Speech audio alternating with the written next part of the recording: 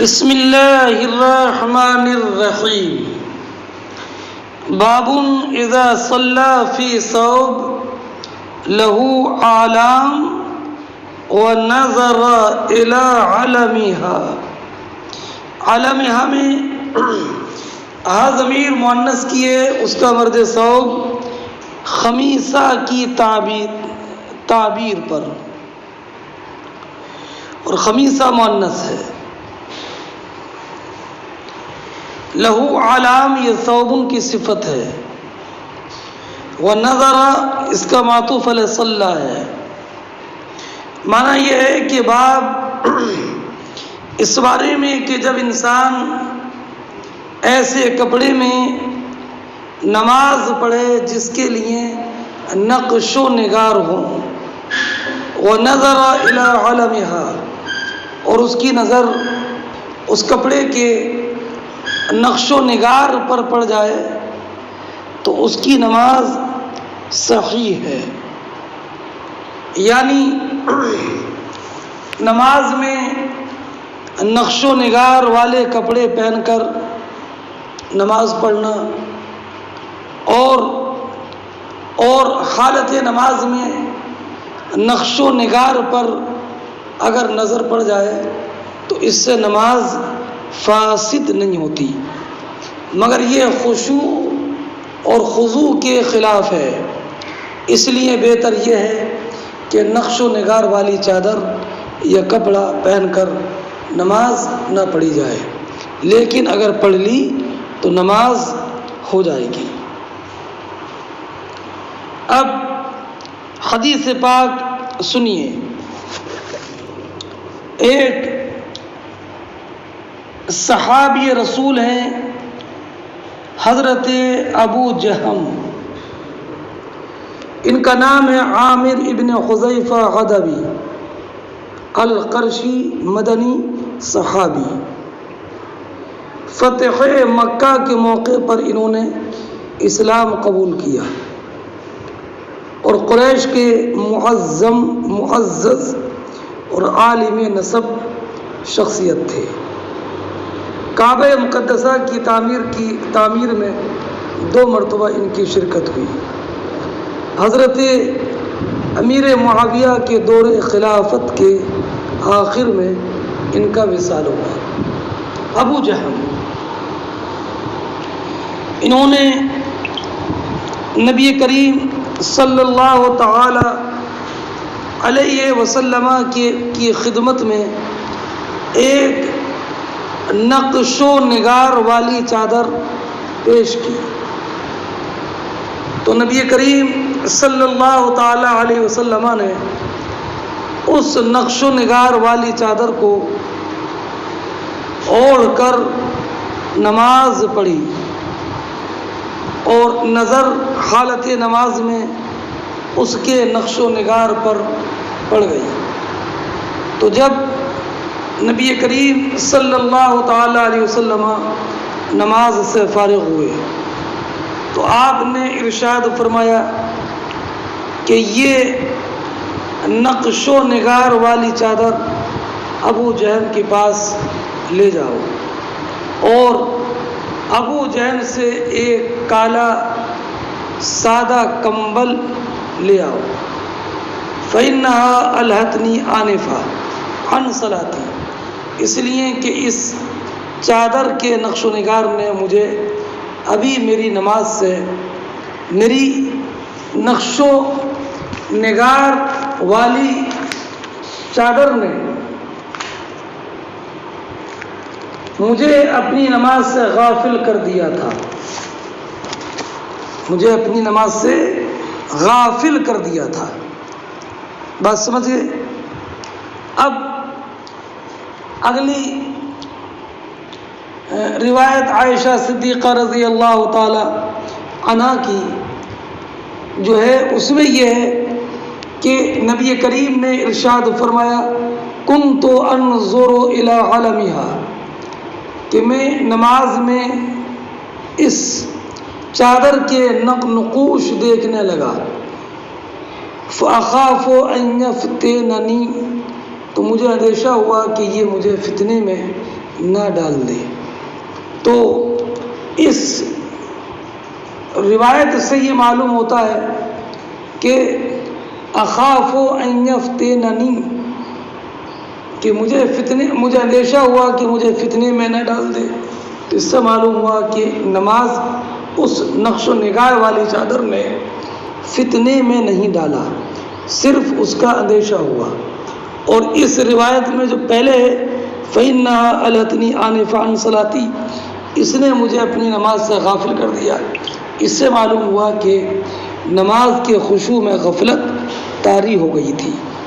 یہ فرق آپ ذہن نشین رکھیں اور پھر اس کا جواب آپ سنیں۔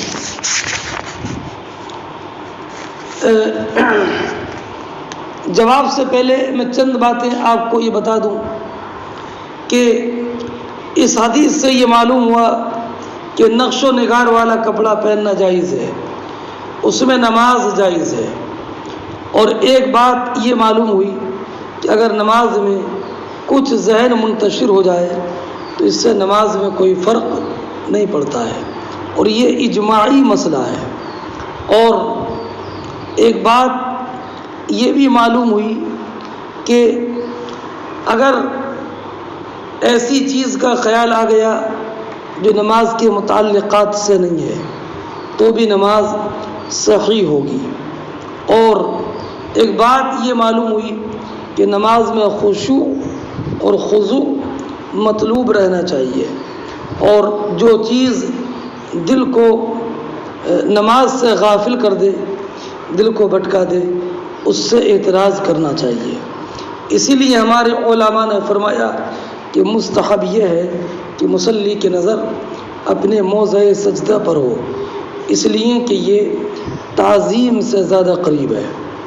اور اس سے ایک بات یہ بھی معلوم ہوئی کہ جو بھی چیز نماز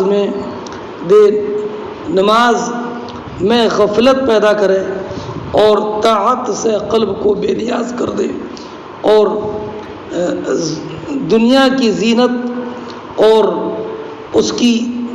اس میں فتنے سے اعراض کی طرف سبقت کرنا چاہیے۔ اور یہ بھی معلوم ہوا کہ جس چیز کی طرف نماز میں نظر کرنے کی حاجت نہیں ہے اس کی طرف نظر نہیں کرنا چاہیے۔ اور سرکار نے ابو جہم کہا، ان کا نام عامر ابن حذیفہ ذکر نہیں کیا، تو اس سے معلوم ہوا کہ عالم اپنے شاگرد اور اپنے متبعین کو ان کی کنیت کے ساتھ ذکر کر سکتا ہے۔ اور اس سے ایک بات یہ بھی معلوم ہوئی کہ مسجد میں ایسی زیبائش و آرائش جو کہ نمازی کے دل کو نماز سے غافل کرے یہ ممنوع ہے۔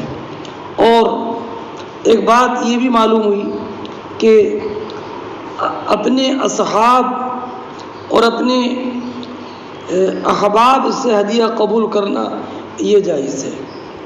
اب حضرت نبی کریم علیہ الصلاۃ والسلام نے وہ چادر ابو جہم کو کیوں دی؟ اس لیے کہ ابو جہم ہی نے اس چادر کو بطور ہدیہ پیش کیا تھا، لیکن جب اس کے نقش و نگار نماز میں خلل کا باعث بنے ہے نا، تو آپ نے اس کو انہی کو واپس کر دیا اور فرمایا کہ ایک انبے جانیہ سادہ کمبل لے آؤ تاکہ یہ چادر واپس کرنے سے انہیں کوئی تکلیف اور احساس نہ ہو، ہے نا۔ اور یہ بھی معلوم ہوا کہ اشیاء ظاہرہ کی صورتوں کی تاثیر نفوس طاہرہ اور قلوب زکیہ میں ہوتی ہے، سمجھ گئے؟ اب چند باتیں ذرا اور اس حدیث کے تعلق سے ذہن نشین کر لیں۔ ایک شائبہ یہ ہے کہ جب نبی کریم علیہ الصلوۃ والسلام نے اس نقش و نگار والی چادر کا پہننا خود ناپسند کیا، تو پھر ابو جہم کو کیوں واپس کیا؟ تو جواب یہ ہے کہ ابو جہم کو واپس یہ پہننے کے لیے نہیں دیا تھا، بلکہ تاکہ یہ اس کو بیچ کر اس کی قیمت اپنے کام میں لائے۔ اچھا، اور پھر ابو جہمی کو کیوں دیا؟ تو میں نے ابھی بتایا کہ چونکہ ابو جہم ہی نے وہ چادر نبی کریم علیہ السلام کو بطور ہدیہ پیش کی تھی۔ ہاں، حضرت عائشہ سے روایت ہے کہ آدھا ابو جہم الی النبی خمیصۃ شامیہ لها علم فشهد فيها النبي الصلاة فلما انصرف قال ردي هذه الخميصة إلى أبي جہم فإنها كادت تفتنني۔ اچھا، اب اس سے یہ مطلب نہیں ہے کہ ابو جہم اس چادر کو خود استعمال کرے نماز میں، ہے نا۔ اور ایک قول یہ ہے کہ حضرت ابو جہم کی بینائی جاتی رہی تھی، اس لیے ان کے لیے نقش و نگار والی چادر میں نماز پڑھنے میں کوئی اندیشہ نہیں تھا، ہے نا۔ اور یا نبی کریم علیہ السلام کو معلوم تھا کہ ابو جہم اس میں نماز نہیں پڑھیں گے۔ اچھا، اب رہا یہ معاملہ کہ نبی کریم علیہ السلام کی شان تو یہ ہے ما زاغ البصر وما طغى، ہے نا۔ تو پھر نبی کریم علیہ السلام کی نظر اس کے نقش و نگار پر پہنچ کر نماز میں غفلت کا باعث کیسے بن سکتی ہے؟ تو جواب یہ ہے کہ نبی کریم علیہ السلام کا معاملہ یہ ہے کہ آپ طریق خواص اور طریق غیر خواص پر چلتے ہیں، اور جب خواص کے طریقے پر چلتے ہیں تو سب کچھ بدل جاتا ہے، اور سرکار فرماتے ہیں لستو کا احدکم، اور جب غیر خواص کے طریقے پر چلتے ہیں تو کہتے ہیں انما انا بشر مثلکم، یہ حالتیں مختلف ہوتی ہیں۔ بات سمجھ گئے، ہے نا۔ تو نبی کریم علیہ السلام جب طبع بشری حالت پر تھی تب آپ نے اس چادر کی طرف نظر کی اور اس چادر کو اتار دیا۔ اب وہ جو حدیث ہے کنت انظر الی علمها وانا فی الصلاۃ فخاف ان تفتننی، ہے نا۔ تو اس روایت سے یہ معلوم ہوتا ہے کہ نماز میں غفلت سے کچھ بھی خوف واقع نہیں ہوا تھا، بلکہ صیغہ مستقبل فرمایا فخاف فکاد یفتنونی۔ تو یہ اس بات کی دلیل ہے کہ کچھ غفلت واقع نہیں ہوئی تھی۔ اور روایت سابقہ جو ہے فإنها الہتنی، اس سے یہ معلوم ہوتا ہے کہ غفلت واقع ہو گئی تھی۔ تو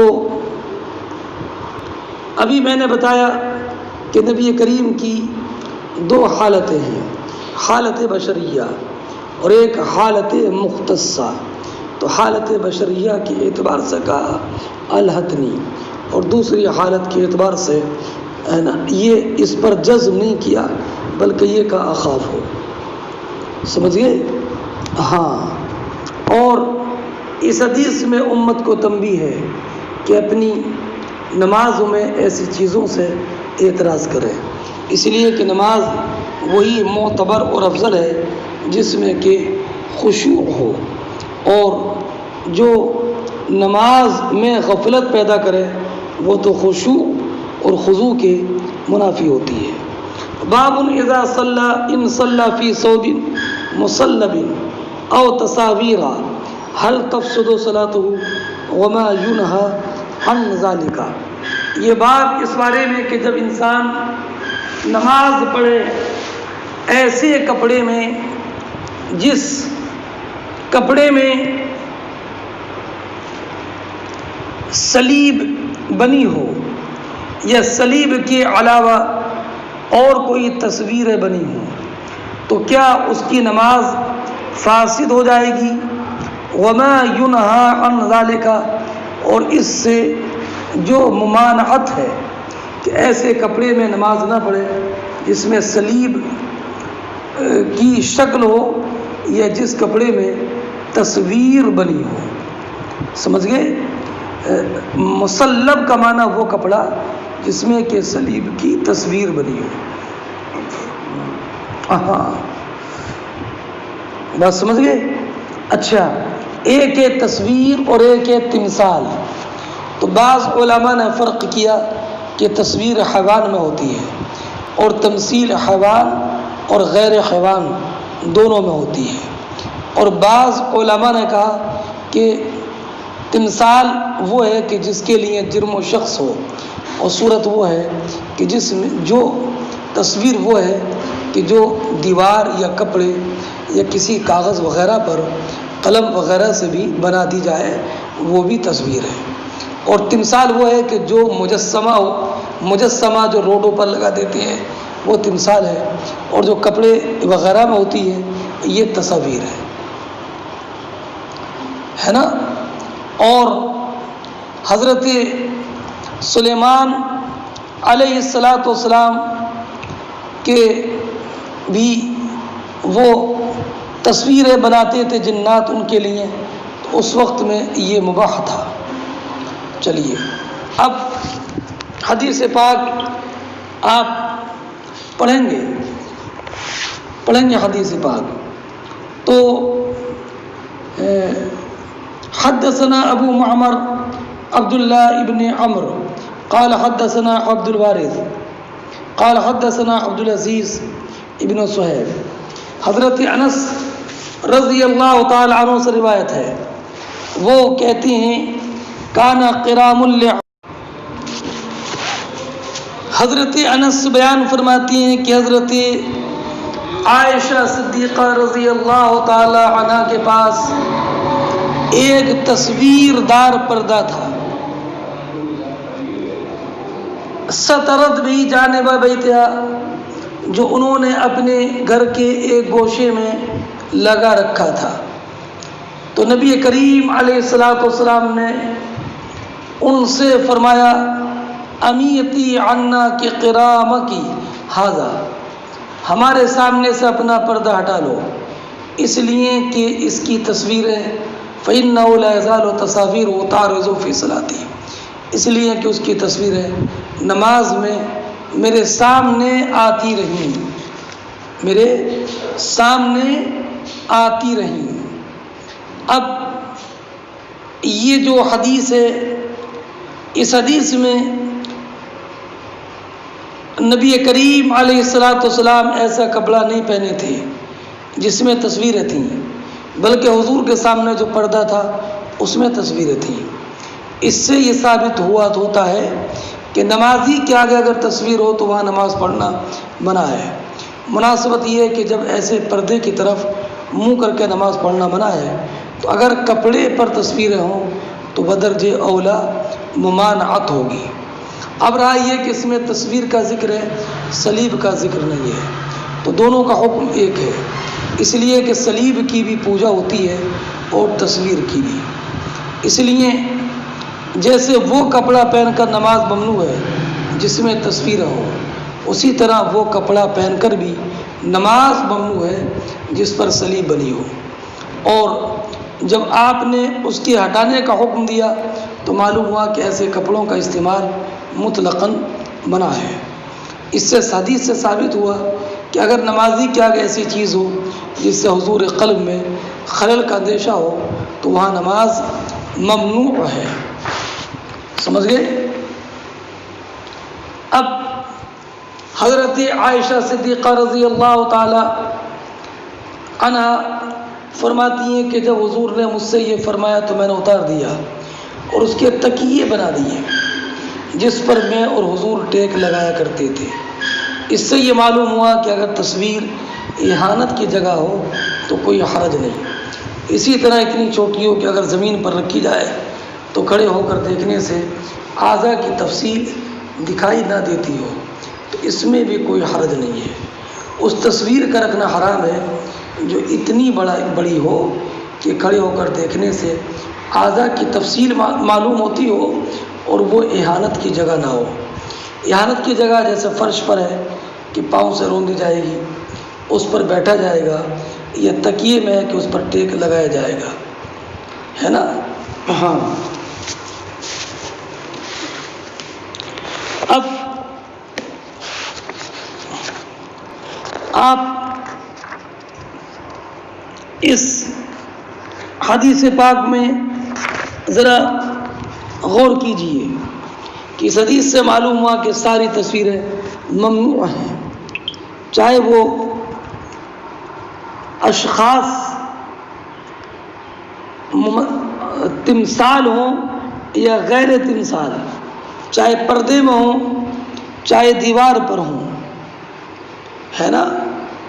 اور ایک بات یہ معلوم ہوئی کہ اگر کسی نے تصویر کے سامنے نماز پڑھ لی تو اس کی نماز ہے تو ممنوع، پڑھنا ممنوع ہے لیکن نماز ہو جائے گی، اس لیے کہ سرکار نے نماز کا اعادہ نہیں فرمایا، اور سرکار نے یہ ذکر کیا کہ تصویریں میرے سامنے آتی رہیں، یہ نہیں فرمایا کہ انہوں نے تصویروں نے میری نماز کو قطع کر دیا۔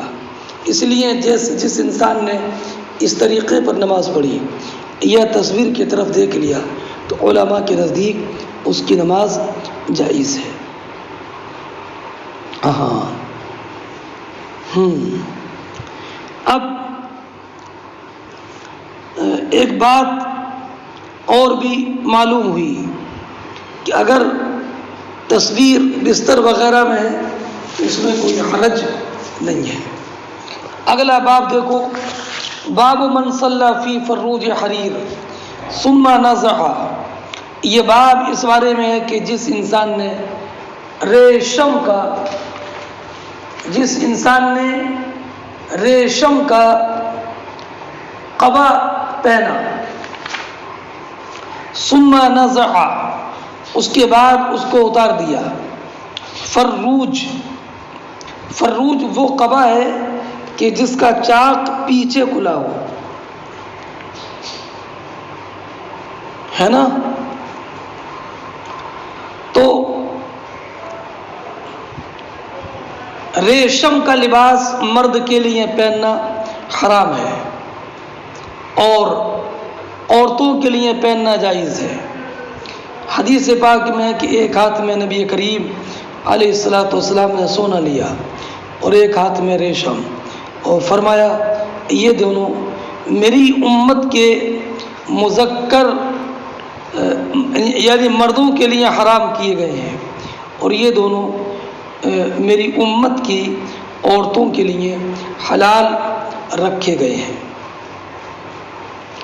اب آپ حدیث پاک دیکھیے، عقبہ ابن عامر کہتے ہیں کہ اودیا الی النبی صلی اللہ علیہ وسلم، نبی کریم صلی اللہ تعالی علیہ وسلم کی بارگاہ میں ایک ریشم کا فروج قبا ہدیہ کیا گیا۔ فلبسا، ہدیہ کرنے والے یہ کون تھے؟ تو یہ عقیدر ابن عبد الملک دومتل جندل کے حاکم تھے، انہوں نے یہ ہدیہ کیا، اور انہوں نے اسلام قبول نہیں کیا تھا،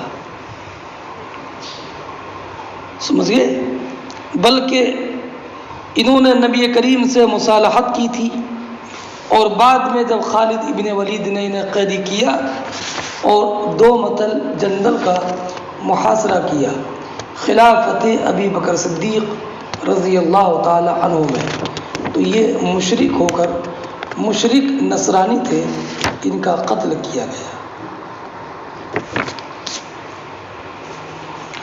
ہاں، فلبسا، تو نبی کریم علیہ الصلوۃ والسلام نے پہنا، فصلی فی، اس میں نماز پڑھی، ثم انصرف، اس کے بعد سرکار نماز سے جب واپس آئے، فنزعه نزعا شدیدا کالکارہ، تو نبی کریم نے اس کو بڑی تیزی کے ساتھ اتارا جیسے کہ آپ اس کو ناپسند فرما رہے ہیں، اور فرمایا لا ينبغي هذا للمتقین، یہ اللہ سے ڈرنے والے یعنی مومن بندوں کے لائق نہیں ہے۔ اب یعنی مسلمانوں کو پہننا یہ جائز نہیں ہے، مسلمان مردوں کو۔ تو اب رہا یہ معاملہ کہ نبی کریم علیہ السلام نے خود ریشم کا لباس پہن کر نماز کیسے پڑھ لی؟ اس کا جواب یہ کہ یہ تحریم سے پہلے کا ہے، اس کی تحریم ہی تب ہوئی جب کہ سرکار نے فرمایا لا ينبغي هذا للمتقین، اس سے پہلے اس کا پہننا یہ حرام نہیں تھا۔ اب رہا یہ کہ لا ينبغي هذا للمتقین، تو اب متقی عورتیں، مومن عورتیں، کیا ان کے لیے یہ ریشم پہننا حرام نہیں ہوگا؟ تو ایسا یہ ہے کہ متقین جمع مذکر سالم ہے، اس میں مؤنث داخل نہیں ہے، اور اگر مان بھی لیں کہ داخل ہے تو ان کے لیے ریشمی لباس کا پہننا حلال ہے، یہ دوسری دلیل سے معلوم ہوا ہے۔ بس سمجھ گئے؟ اب اس حدیث سے چند باتیں معلوم ہوئی۔ پہلی بات یہ معلوم ہوئی کہ تمام احوال میں مرد کے لیے ریشمی لباس پہننا حرام ہے سوائے چند صورتوں کے، مثلا میدان کارزار میں امام صاحبین کے نزدیک پہننا مجاہدین کے لیے جائز ہے، اور یا اگر خارج ہیں تو اس کے لیے جائز ہے امام صاحبین کے نزدیک۔ یہ سخت سردی ہے اور ریشم کے علاوہ بچنے کا کوئی اور طریقہ نہیں ہے، تو اس وقت میں ریشمی لباس پہننا جائز ہے۔ بات سمجھ گئے؟ ہاں۔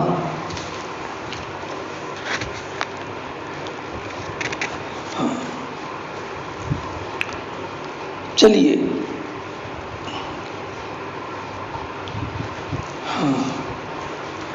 اور ریشمی لباس کی حرمت پر 15 صحابہ کرام کی روایتیں امام طحاوی نے ذکر کی ہیں، عمر ابن خطاب کی، علی ابن ابی طالب کی، عبداللہ ابن عمر کی، عبداللہ ابن عمر کی، معاویہ ابن ابی سفیان کی، حذیفہ ابن یمان کی، عمران ابن حسین کی، برا ابن عازب کی، عبداللہ ابن زبیر کی، ابو سعید خدری کی، انس ابن مالک کی، مسلمہ ابن مخلد کی، عقبہ ابن عامر جونی کی، ابو امامہ ابو ہریرہ رضی اللہ تعالی عنہم کی۔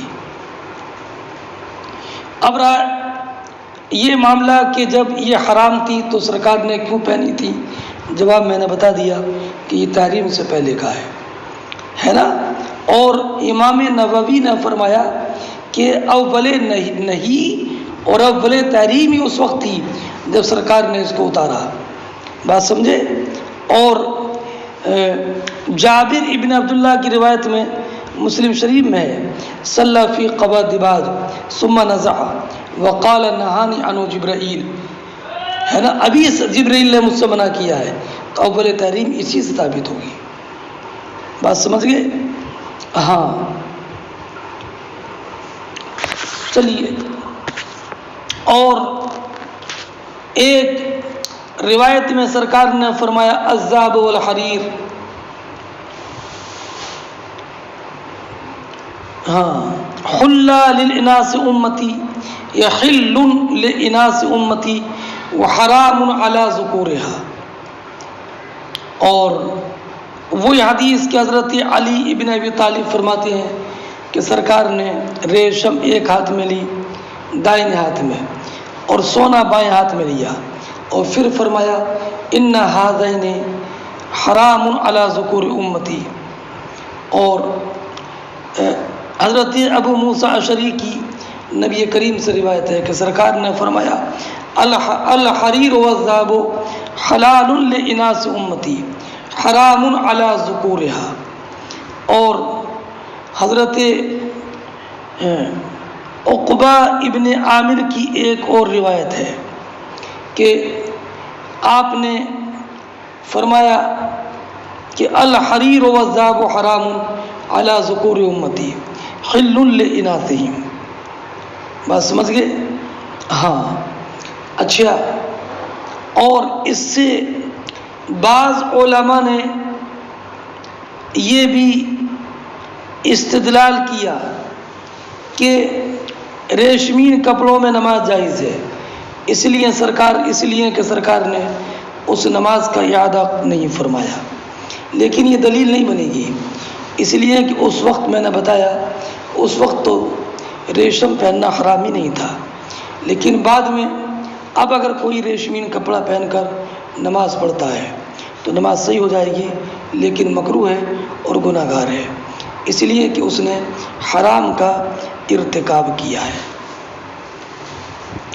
اس حدیث سے ایک بات یہ بھی معلوم ہوئی کہ مشرک کا ہدیہ قبول کرنا امام کے لیے جائز ہے کسی مصلحت کی وجہ سے۔ باب الصلاۃ فی الثوب الاحمر، یہ باب اس بارے میں کہ سرخ کپڑے میں نماز پڑھنا کیسا ہے، سرخ کپڑے میں نماز۔ تو امام بخاری رضی اللہ تعالی عنہ نے یہ ثابت فرمایا کہ سرخ کپڑے میں نماز پڑھنا یہ جائز ہے نا۔ اور بعض روایتوں کا یہ مفاد ہے کہ سرخ کپڑے میں نماز پڑھنا یہ ممنوع اور مکروہ ہے، تو ہمارے ہاں اس مسئلے میں تفصیل ہے کہ کسم اور زعفران سے رنگے ہوئے کپڑا پہننا مکروہ تحریمی اور ناجائز ہے، سمجھ گئے؟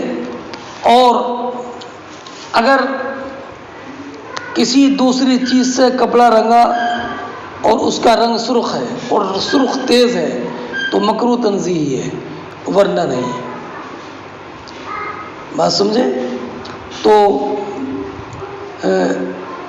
بلا کراہت جواز تب ہوگا جب کہ ہلکے سرخ رنگ کا ہو، اور اگر تیز رنگ ہے تو اس میں نماز پڑھنا مکروہ تحریمی ہے۔ اب حدیث پاک دیکھیے، حدثنا محمد ابن عرعرہ حدثنی عمر بن زائدہ عن عون ابن ابی جحیفہ عن ابیہ قال رأيت رسول الله صلى الله عليه وسلم في قبة حمراء من أدم ورأيت بلالا أخذ وضوء رسول الله صلى الله عليه وسلم ورأيت الناس يبتدرون ذلك الوضوء فمن أصاب منه شيئا تمسح به ومن لم يصب منه شيئا أخذ من بلل يد صاحبه ثم رأى بلالا أخذ عنزا فركزها وخرج النبي صلى الله عليه وسلم في حلة حمراء مشمرا صلى إلى العنزة بالناس ركعتين ورأيت الناس والدواب يمرون من بين يدي۔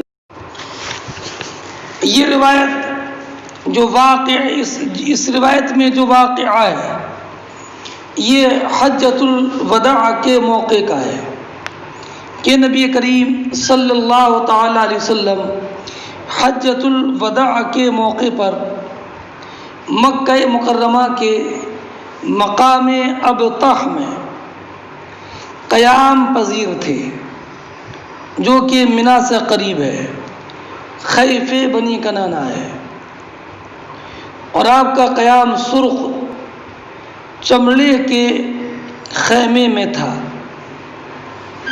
نبی کریم علیہ الصلاۃ والسلام مسافر تھے، تو حضرت ابو جحیفہ بیان فرماتے ہیں کہ نبی کریم صلی اللہ تعالی علیہ وسلم ظہر کی نماز کے لیے نکلے، تو حضرت بلال رضی اللہ تعالی عنہ سرکار کے آب وضو کو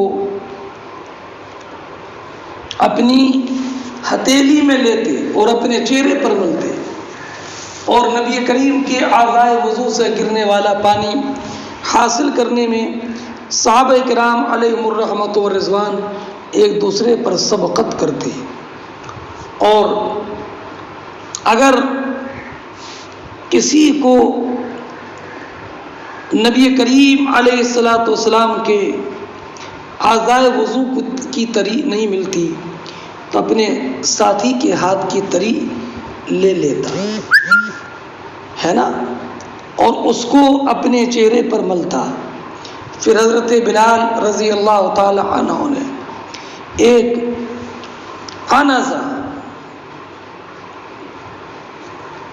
ایک برچھی، بلم سترے کے طور پر سرکار کے سامنے گاڑ دیا، اور سرکار سرخ جوڑا پہنے ہوئے اپنی چادر تہمت کو اٹھائے ہوئے برآمد ہوئے، اور آپ نے اس بلم سترے کے سامنے لوگوں کو 2 رکعت نماز پڑھائی، اور میں نے دیکھا کہ لوگ اور چوپائے قنزہ کے سامنے سے گزر رہے تھے۔ اب اس حدیث سے چند باتیں معلوم ہوئی کہ سرکار چونکہ مسافر تھے اس لیے ظہر کی 2 رکعت نماز پڑھائی، اور دوسری بات یہ معلوم ہوئی کہ صالحین کے تبرکات سے برکت حاصل کرنا یہ صحابہ کرام کی سنت ہے۔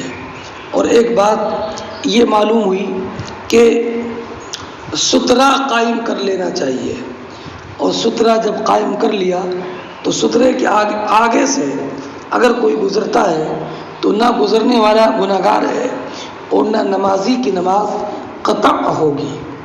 اور ایک بات یہ بھی معلوم ہوئی کہ سرخ لباس پہننا یہ جائز ہے، اس لیے کہ سرکار سرخ لباس پہنے ہوئے تھے، مگر یہ سرخ ہلکے رنگ کا رہا ہوگا۔ بیان جواز کے لیے آپ نے زیبتن فرما لیا، اور علامہ عینی نے تو یہ بھی فرمایا کہ یہ حلہ سرخ دھاری دار تھا اور اس کا بانا سفید تھا۔ بات سمجھ گئے؟ اب اس حدیث سے جو باتیں معلوم ہوئیں وہ میں نے آپ کے سامنے ذکر کی ہیں، اور ایک بات یہ بھی معلوم ہوئی کہ خیمہ یا کوئی قبہ ٹھہرنے کے لیے قائم کرنا یہ جائز ہے۔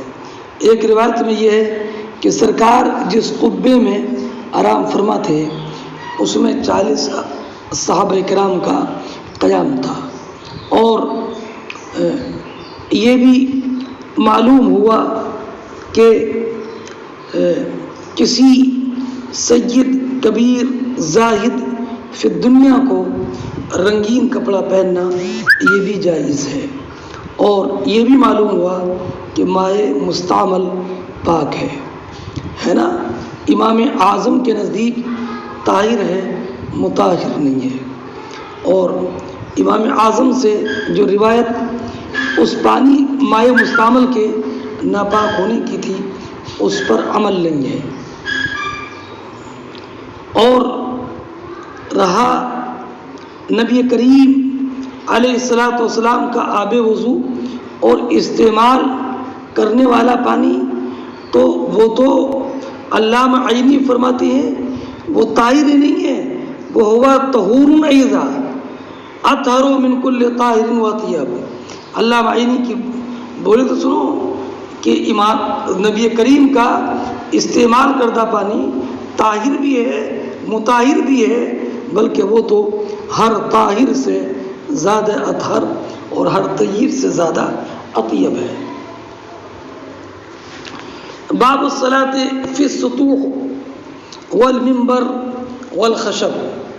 اگلا باب دیکھیں کہ نماز پڑھنا منبر پر، چھتوں پر، فی علا کے معنی میں ہے، جیسے وَلَأُصَلِّبَنَّكُمْ فی جذوع النخل میں جو فی ہے یہ علا کے معنی میں ہے، تو معنی یہ ہوا کہ چھت پر نماز پڑھنا اور منبر پر نماز پڑھنا اور لکڑی پر نماز پڑھنا، چونکہ نبی کریم علیہ الصلوۃ والسلام نے ارشاد فرمایا جعلت لی الارض مسجدا، تو اس سے یہ شائبہ نہ ہو کہ نماز جو ہے وہ جو زمین ہی پر ہوگی، ہے نا۔ اس لیے امام بخاری نے یہ باب قائم کر کے بتایا کہ نہیں، نماز چھت پر بھی ہو سکتی ہے، ممبر پر بھی اور لکڑی پر بھی۔ اب آپ دیکھیں سطو سطحن کی جمع ہے، اور خشب بھی ہے اور خشب بھی ہے، خشب مفرد اور خشب جمع۔ فرماتے ہیں قال ابو عبداللہ، تو حضرت امام بخاری فرماتے ہیں کہ امام حسن بصری رضی اللہ تعالی عنہ نے رضی اللہ تعالی عنہ اس میں کوئی حرج نہیں سمجھتے تھے کہ نماز جمی ہوئی برف پر پڑی جائے یا پلوں پر، اگرچہ اس کے نیچے پیشاب یا اس کے اوپر پیشاب یا اس کے سامنے پیشاب بہتا ہو، اگر جب کہ دونوں کے درمیان یعنی نمازی جہاں نماز پڑھ رہا ہے اور جب پیشاب بہ رہا ہے دونوں کے درمیان ستھرا ہو۔ جمی ہوئی برف جب کہ وہ سخت ہو جائے کہ اب پیشانی اس پر قاعدے سے ٹک جائے تو اس پر نماز صحیح ہے، اور اگر بہت زیادہ سخت نہیں ہے بلکہ نرم ہے تو نماز جائز نہیں ہے۔ یہ حکم گدے قالین وغیرہ کا بھی ہے۔ بات سمجھ گئے؟ ہاں، جبکہ اذا کان بینہما، جبکہ مصلی اور پیشاب کے درمیان یا پل اور پیشاب کے درمیان کوئی ستھرا ہو، ہے نا۔ ستھرا ہونے سے مراد یہ ہے کہ اس کے اور نجاست کے درمیان جب کوئی مانع موجود ہو، اور اس سے مراد یہ ہے کہ نجاست اس سے ملی نہ ہو، چاہے اس سے قریب ہو یا بعید ہو، ہے نا۔ وصلی ابو ہریرہ علی ظہر المسجد بصلاۃ الامام، اور حضرت ابو ہریرہ رضی اللہ تعالی عنہ نے امام کی اقتداء میں مسجد کی چھت پر نماز پڑھی، مسجد کی چھت پر۔ تو یہ اثر کی مطابقت ترجمے سے ظاہر ہے کہ چھت پر نماز پڑھنا یہ صحیح ہے۔ اور ایک روایت میں یہ بھی ہے، صالح کہتے ہیں صلیت مع ابی ہریرہ فوق المسجد بصلاۃ الامام وهو اسفل، کہ امام نیچے تھے اور ابو ہریرہ امام کی اقتداء میں نماز پڑھنے میں اوپر تھے۔ اوپر نماز پڑھنا کب؟ کہ جب کہ نیچے مسجد بھر گئی ہو، ہے کہ نہیں؟ تو اس وقت میں امام اگر مقتدی چھت پر نماز پڑھے تو اس میں کوئی قباحت اور شناعت نہیں ہے، لیکن اگر نیچے جگہ خالی ہے تو پھر مقتدی کے لیے یہ روا نہیں ہے کہ وہ اوپر نماز پڑھے، ہے نا۔ ہاں، ورنہ اگر پڑھتا ہے تو یہ مکروہ ہے۔ چلیے، وصلی ابن عمر علی الثلج، اور حضرت عبداللہ ابن عمر رضی اللہ تعالی عنہ نے برف پر نماز پڑھی جب کہ یہ جمع ہوا تھا، ہے نا۔ اچھا، اب برف پر نماز پڑھی، یہ ترجمے کے مطابق کیسا ہوگا؟ تو یہ ہے کہ جب وہ جم گیا برف تو وہ چھت یا لکڑی کے مشابہ ہو گیا۔ اب رہا ممبر پر نماز پڑھنے کا جواز، تو وہ ایک حدیث تفصیلی بیان فرماتے ہیں، تفصیلی حدیث سنیے۔ ہاں، فرماتی ہیں پہلے میں حدیث کا ترجمہ کروں گا، اس کے بعد میں تشریح کروں گا، پھر مطابقت باب ظاہر ہوگی۔ فرماتی ہیں ابو حازم سألوا سہل بن سعد من ای شیء المنبر، یعنی من ای شیء بنی المنبر ای منبر رسول اللہ۔ سہل ابن سعد ساعدی سے لوگوں نے معلوم کیا کہ نبی کریم صلی اللہ تعالی علیہ وسلم کا ممبر کس چیز سے بنایا گیا؟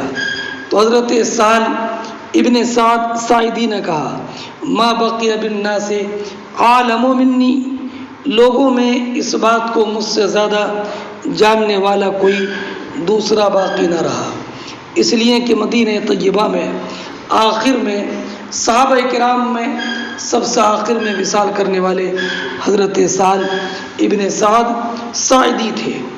انہوں نے فرمایا ہوا من اصل الغابہ، یہ غابہ کی جھاؤ کی لکڑی کا تھا، یہ غابہ کی جھاؤ کی لکڑی کا تھا۔ غابہ مدینہ طیبہ سے 9 میل کے فاصلے پر ایک جگہ کا نام ہے جہاں حضور کے اونٹ چرتے تھے۔ وہ جنگل تھا، تو وہاں کی جو جھاؤ کی لکڑی تھی اس کا ممبر بنایا گیا۔ عملہ فلاں مولا فلانتا لرسول اللہ، فلاں عورت کے فلاں غلام نے یہ نبی کریم علیہ الصلاۃ والسلام کے لیے بنایا تھا۔ اب کس عورت کا غلام تھا، غلام کا نام کیا تھا؟ تو علامہ عینی فرماتے ہیں کہ اس عورت کا نام عائشہ تھا، اور جس بڑئی نے بنایا تھا اس کا نام قبیصہ یا میمون یا صلاح تھا۔ بات سمجھ گئے؟ وقام علیہ رسول اللہ حین عمل ووضع، اور جب وہ بن کر تیار ہو گیا اور مسجد نبوی میں رکھ دیا گیا تو فاستقبل القبلہ، سرکار اس ممبر پر کھڑے ہوئے اور قبلے کی طرف رخ کیا۔ کبر، سرکار نے ممبر ہی پر کھڑے ہو کر کے نماز شروع کر دی۔ وقام الناس خلفہ، اور لوگ نبی کریم علیہ الصلوۃ والسلام کے پیچھے کھڑے ہوئے۔ فقرأ ورکع، سرکار نے قرات کی، رکوع کیا۔ ورکع الناس خلفہ، اور سرکار کے پیچھے لوگوں نے رکوع کیا۔ پھر سرکار نے اپنا سر مبارک اٹھایا۔ ثم رجع القہقرہ، پھر سرکار ممبر سے الٹے قدم نیچے آئے۔ فسجد علی الارض، تو سجدہ ممبر پر نہیں کیا، سجدہ زمین پر کیا۔ پھر سجدے سے فارغ ہو کر پھر آپ ممبر پر چڑھ گئے۔ ثم قرأ ثم رکع ثم رفع راسہ ثم رجع القہقرہ، اس کے بعد سرکار پھر پچھلے الٹے قدم واپس ہوئے۔ حتی سجد بالارض، یہاں تک کہ سرکار نے زمین پر سجدہ کیا۔ فہذا شانہ، یہ سرکار کا معاملہ تھا۔ بات سمجھ گئے؟ اب اس سے چند باتیں معلوم ہوئی۔ ایک تو یہ کہ سرکار کا ممبر جو تھا وہ غابہ جنگل کی جھاؤ کی لکڑی کا تھا۔ کس کا؟ غابہ کی جھاؤ کی لکڑی کا تھا، سمجھ گئے؟ اور بنایا کس نے تھا؟ تو بتایا کہ عملہ فلان مولا فلانتا، فلان اور فلانتا دونوں میں فرق ہے۔ فلان یہ تنوین کے ساتھ ہے، فلان اس لیے کہ یہ منصرف ہے، چونکہ یہ کنایا ہے علم مذکر کا، تو صرف ایک اس میں علت پائی گئی علم، اور فلانہ یہ کنایا ہے علم مؤنث کا، اور یہ غیر منصرف ہے، اس لیے کہ اس میں 2 علتیں موجود ہیں، ایک تو علمیت اور دوسری تانیث۔ یہ فرق ذہن نشین کر لینا۔ ہاں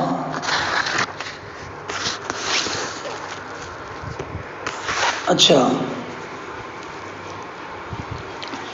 اب اس روایت میں یہ ہے کہ فلاں عورت کے غلام نے بنایا تھا، اور ایک روایت میں کہ سرکار نے کہلا کر بھیجا تھا کہ اپنے نجار بڑے غلام کو حکم دے کہ میرے لیے کچھ لکڑیوں کا ممبر بنا دے۔ تو اس سے تو یہ معلوم ہوتا ہے کہ اس عورت نے خود پیشکش کی تھی، اور یہ جو میں نے ابھی الفاظ ذکر کیے اس سے یہ معلوم ہوتا ہے کہ سرکار نے خود فرمائش کی تھی۔ تو دونوں میں تطبیق یہ ہے کہ پہلے عورت ہی نے کہا تھا کہ میں اپنے غلام سے آپ کے لیے ممبر بنواتی ہوں، ذرا کچھ تاخیر ہو گئی تو سرکار نے اب فرمایا کہ جس ممبر کے بنانے کے لیے کہا تھا اس ابھی ممبر تیار نہیں ہوا، اپنے غلام کو حکم دے کہ وہ ممبر بنائے۔ اس ممبر میں 3 سیڑھیاں تھیں اور اس کے اوپر بیٹھنے کی جگہ تھی۔ نبی کریم علیہ السلام اوپر تشریف فرما ہوتے تھے۔ حضرت ابوبکر صدیق کا دور آیا تو آپ نیچے والی سیڑھی پر، حضرت عمر کا دور آیا تو اس سے نیچے والی سیڑھی پر، حضرت عثمان کا دور آیا تو آپ وہی بیٹھے جہاں سرکار بیٹھتے تھے۔ لوگوں نے معلوم کیا تو فرمایا کہ اب نیچے بیٹھنے کے لیے جگہ رہی نہیں ہے، اب اگر میں اس جگہ بیٹھوں جہاں پر کہ سرکار بیٹھتے تھے، جہاں کہ عثمان غنی بیٹھتے تھے، تو لوگ سمجھیں گے کہ میں عثمان غنی کی، جہاں عمر بیٹھتے تھے تو لوگ کہیں گے کہ شاید میں عمر کی طرح ہوں، اگر میں وہاں بیٹھوں جہاں ابوبکر صدیق بیٹھتے تھے تو لوگ سمجھیں گے کہ میں ابوبکر صدیق کی طرح ہوں، تو میں ایسی جگہ بیٹھا، اس کی جگہ بیٹھا کہ جس کی طرح سمجھنے کا کوئی شائبہ ہی نہیں ہے، اس لیے کہ وہ ذات تو بے مثل اور بے مثال ہے نا۔ اب رہا یہ کہ سرکار نے ممبر پر نماز پڑھی اور یہی محل ترجمہ ہے، بات سمجھ گئے؟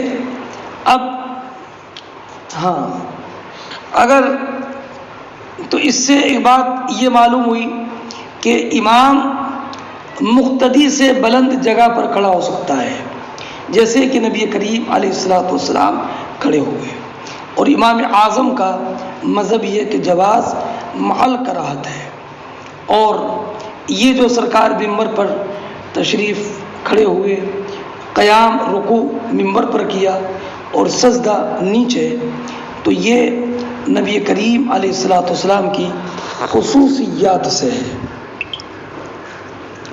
اور ایک بات یہ معلوم ہوئی کہ مشی یسیر نماز میں مفسد نماز نہیں ہے نا، جبکہ یہ کسی مصلحت کی وجہ سے ہو، جیسے کوئی انسان اگر صف میں پیچھے رہ گیا اکیلا تو اس کے لیے حکم ہے کہ صف میں سے کسی کو کھینچ لے اور دونوں صف بنا لے، تو جو کھینچا گیا ہے اس کی نماز فاسد نہیں ہوگی، اگرچہ وہ پیچھے ہٹنے میں اسے 1-2 قدم چلنا پڑے۔ ہاں، اور اس سے ایک بات یہ معلوم ہوئی کہ ممبر بنانا مستحب ہے، اور خطیب کا ممبر وغیرہ بلند مقام پر ہونا یہ بھی مستحب ہے۔ اور اس میں ایک بات یہ بھی معلوم ہوئی کہ امام مقتدیوں کو افعال صلاۃ کی تعلیم دے، ہے نا، اور اس سے اس کی نماز میں کوئی حرج نہیں ہوگا، ہے نا، جیسے کہ امام اپنی آواز تکبیر میں بلند کرتا ہے ان کے سنانے کے لیے، ہے نا۔ اور یہ بھی معلوم ہوا کہ عالم جب اسے کوئی بات علم کی تنہا معلوم ہو تو یہ بات کہے اور دوسروں تک اس بات کو پہنچائے، سمجھ گئے؟ اب آگے دیکھیے، قال ابو عبداللہ، قال علی ابن عبداللہ سألنی احمد بن حنبل رحمہ اللہ عن هذا الحدیث قال فإنما أردت أن النبي کان عالم اعلی من الناس فلا باس ان يكون الامام اعلی من الناس بهذا الحدیث۔ حضرت علی ابن عبداللہ، ابو عبداللہ تو امام بخاری ہو گئے، امام بخاری کہتے ہیں کہ علی ابن عبداللہ نے کہا کہ مجھ سے احمد ابن حنبل رحمۃ اللہ تعالی علیہ نے اس حدیث کے بارے میں سوال کیا، اور احمد ابن حنبل نے کہا کہ میرا یہ ارادہ ہے کہ میں یہ سمجھا کہ نبی کریم لوگوں میں سب سے بلند مقام پر تھے، تو اس میں کوئی حرج نہیں ہے کہ امام سب مقتدیوں سے بلند مقام پر ہو۔ اس حدیث سے یہ ثابت ہوتا ہے، قالا تو علی ابن عبداللہ کہتے ہیں کہ میں نے احمد ابن حنبل سے کہا بے شک یہ تو معلوم ہوتا ہی ہے کہ ہے نا، یہ تو معلوم ہوئی، اور سفیان ابن عیینہ کانا یسأل عن ھذا کثیرا، امام سفیان ابن عیینہ سے یہ مسئلہ جب بہت زیادہ معلوم کیا جاتا کہ امام مقتدیوں سے بلند مقام پر کھڑا ہو سکتا ہے، تو حضرت سفیان ابن عیینہ یہی حدیث بیان کرتے ہیں، فلم تسمعہ منہ، تو کیا آپ نے کبھی سفیان ابن عیینہ سے اس مسئلے کے جواب میں یہ حدیث نہیں سنی؟ قال لا، تو حضرت امام احمد ابن حنبل نے فرمایا کہ میں نے حضرت سفیان ابن عیینہ سے یہ حدیث نہیں سنی ہے اس سوال کے جواب میں۔ بات سمجھ گئے؟ یعنی حضرت علی ابن عبداللہ نے امام احمد ابن حنبل سے کہا کہ اس حدیث سے تو یہ بات معلوم ہی ہوتی ہے، اور حضرت سفیان ابن عیینہ سے جب یہ مسئلہ معلوم کیا جاتا تو آپ یہ حدیث ہی سناتے، تو کیا آپ نے امام احمد ابن حنبل سے یہ حدیث نہیں سنی؟ امام سفیان ابن عیینہ سے یہ حدیث نہیں سنی؟ تو امام احمد ابن حنبل نے فرمایا کہ نہیں، میں نے سفیان ابن عیینہ۔ اب چھت پر نماز کے تعلق سے ایک اور روایت سنیے۔ حضرت انس بن مالک رضی اللہ تعالیٰ عنہ بیان فرماتے ہیں کہ نبی کریم صلی اللہ تعالیٰ علیہ وسلم سقط عن فرسہ، اپنے گھوڑے سے زمین پر آ گئے، فجحشت ساقہ او کتفہ، تو آپ کی پنڈلی یا آپ کے بازو میں چوٹ لگی، تو دونوں میں تعارض نہیں ہے، پنڈلی میں بھی چوٹ لگی اور آپ کے بازو میں بھی۔ وہ اعلیٰ الا نہیں ہے، وہ اعلیٰ ایلا سے، وہ اعلیٰ من نسائی، اور آپ نے اپنی ازواج سے ایلا فرمایا 1 مہینے کا، فجعل فی مشربۃ اللہ، تو آپ اپنے بالا خانے میں تشریف رکھتے، درجتها من جذوع النخل، جس کی سیڑھیاں کھجور کی چھالوں کی تھیں، تو آپ کے اصحاب آپ کی عیادت کرنے کے لیے حاضر ہوتے، فصلی بہم، تو سرکار ان کو نماز پڑھاتے بیٹھ کر، اور وہ صحابہ کرام کھڑے ہو کر، فلما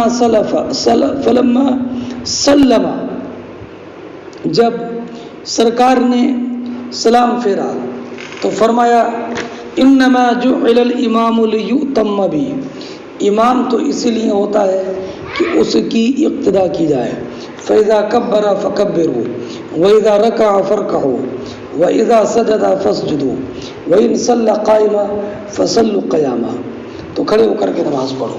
اور سرکار 29 دن ہی میں نیچے تشریف لے آئے، تو صحابہ کرام نے عرض کی یا رسول اللہ انک آلیت شہرا، آپ نے تو 1 مہینے کا ایلا کیا تھا، تو فرمایا کہ یہ مہینہ 29 دن کا ہے۔ اب یہ میں نے ترجمہ کیا، اس ترجمے ہی سے یہ بات ظاہر ہو گئی کہ سرکار نے چھت پر نماز پڑھی۔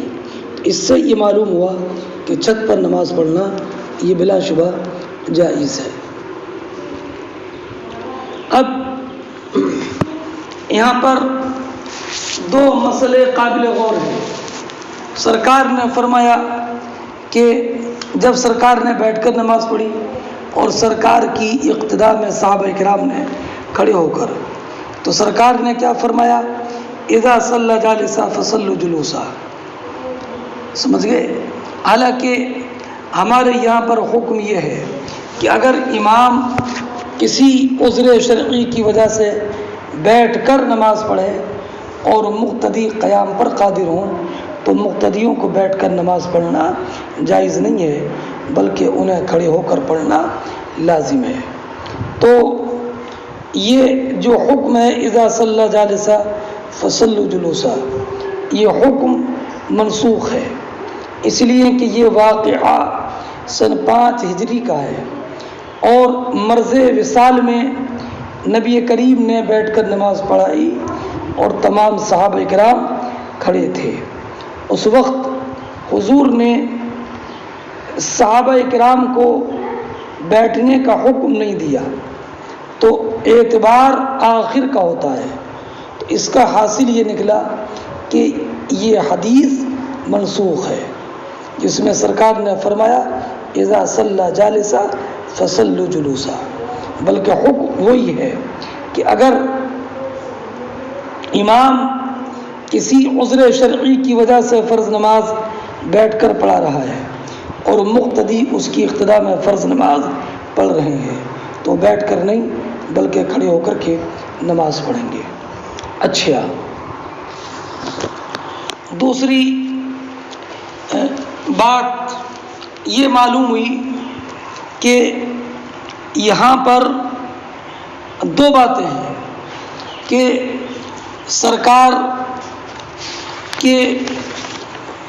سرکار گھوڑے سے زمین پر آ گئے تھے، تو سرکار نے ایک ماہ تک بالا خانے پر نماز پڑھی، اور ایک وَآلَ من نسائی، آپ نے اپنی بیویوں سے ایلا فرمایا تو آپ نے بالا خانے پر نماز پڑھائی۔ تو امام بخاری نے دونوں واقعوں کو ایک ساتھ ذکر کر دیا ہے، حالانکہ ایلا والا واقعہ الگ ہے اور گھوڑے سے زمین پر آنے کا اور پیر میں چوٹ لگنے کا واقعہ الگ ہے۔ البتہ دونوں واقعے میں دو باتیں مشترک ہیں۔ یہ پہلی بات یہ کہ حضور ان ایام میں بالا خانے پر تشریف رکھتے تھے، اور یہ قیام دونوں واقعوں میں 29 دن رہا ہے نا۔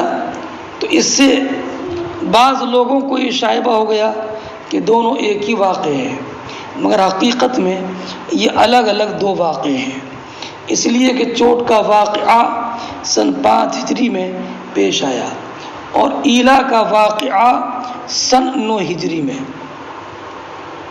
چوٹ والے واقعے میں حضور بالا خانے سے نیچے تشریف نہیں لاتے تھے، ہے نا، بالا خانہ ہی پر ساری نماز ادا فرماتے، وہی بیٹھ کر، اور صحابہ کرام عیادت کے لیے حاضر ہوتے، اور صحابہ کرام اور ازواج مطہرات میں کسی بے چینی کا کوئی تصور نہیں تھا، برخلاف ایلا کے واقعے کے کہ اس میں تصریح ہے کہ حضور بالا خانے سے نیچے بھی اترتے، مسجد میں آ کر نمازیں پڑھتے، دن میں ایک کنویں پر تشریف لے جاتے جس میں ایک پیلو کا درخت تھا، اس کے سائے میں آرام فرماتے، اور ایلا والے واقعے میں صحابہ کرام میں بڑا سخت اضطراب اور بے چینی۔